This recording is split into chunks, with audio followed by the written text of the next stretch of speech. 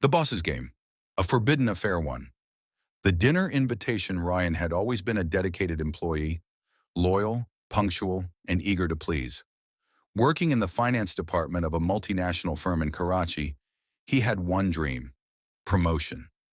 That's why when his boss, Mr. Kamran Sheikh, invited him and his wife for dinner at his mansion in DHA, he felt both honored and nervous. "Why does the boss want to meet me outside work?" Rayan muttered as he tied his tie in front of the mirror. His wife, Meher, walked into the room, sliding her earrings on. At 28, she still had the kind of beauty that turned heads, graceful, poised, and elegant without trying.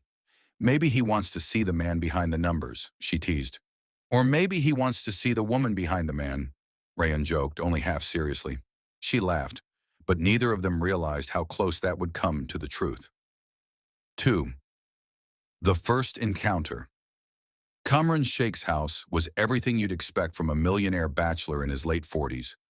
Marble floors, abstract art, a wine cellar, and a staff that moved like ghosts. Kamran himself was tall, salt and pepper haired, and sharply dressed in a custom navy suit. He greeted them with a charming smile that made Meher instinctively pull her dupatta over her shoulder. "Rayan, you didn't tell me your wife was so captivating," Cameron said with a smirk, eyes fixed on Meher. Meher gave a polite smile, unsure how to respond. Throughout dinner, Cameron ignored the expensive steaks and French wine in front of him, focusing instead on Meher, her likes, her education, her views on art and travel. Rayan noticed but brushed it off as charisma. Kamran was like that with everyone. But Meher felt something else, a pull, something dangerous. 3. The message. 3 days later, Meher received a text from an unknown number. "You look stunning in blue. I haven't stopped thinking about that smile." Kay, her heart skipped. She deleted it instantly, but the next one came the day after. "Lunch? Just you and me. No need to tell Rayan." This time she didn't delete it right away. She stared at the message for a full hour. Why did this man, wealthy, powerful, confident, want her? The temptation lingered like perfume. She told herself she would say no. But when the third message came with the name of a quiet Italian restaurant and a driver waiting outside, she found herself in the car. 4. The affair begins. Kamran didn't talk much during lunch. He just looked at her, listened, and occasionally reached across the table to touch her hand. It was so wrong, yet it felt so intoxicating. By the third meeting, she kissed him. By the fifth, they were in his bed. At first, guilt devoured her, but Kamran knew how to erase it. With gifts, words, and pleasure, he made her feel desired, seen, and alive in a way Rayan never had. She convinced herself it was just an escape, a fantasy. But fantasies have consequences. 5. The suspicion. Rayan began noticing changes. Meher's phone was always face down. She started dressing better. More makeup, heels, new perfumes. She was often distracted, distant, even cold in bed. One night he saw a notification on her phone, a message preview. "Miss you already. Same time next week?" He didn't say anything. Not yet. He needed to be sure. So he followed her the next Thursday and watched her get into Kamran's black BMW. He didn't cry.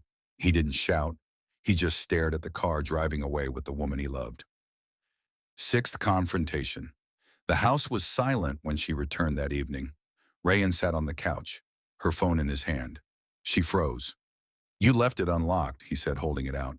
"I saw everything." She didn't deny it, just stood there shaking. "How long?" he asked.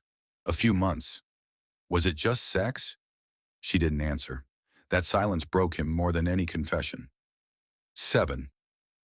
The proposal. A week passed. Meher stayed with her sister while Rayan tried to make sense of his shattered world. Then Kamran called him into his office. "I know you know," Kamran said, lighting a cigar. "You're proud of that?" Rayan snapped. Kamran shrugged. "I don't regret it. I love her, and I think she feels something too." Rayan clenched his fists. "I want to make you an offer," Kamran said. "I'll double your salary, promote you, give you shares. In return, walk away, let her go." Rayan stared at him, stunned. You think you can buy my silence? My marriage? I think I already did, Cameron said coldly. 8. The choice. That night, Rayan met Meher at a cafe. I saw Cameron, he said. He wants me to disappear. Meher looked away. Do you love him? He asked. She hesitated. I don't know. He makes me feel like I matter. And I don't? Rayan asked bitterly. You did, but somewhere along the way, we lost it. Rayan looked into her eyes. Then fight for it, or go. But don't stand in between. She cried, for the first time real tears.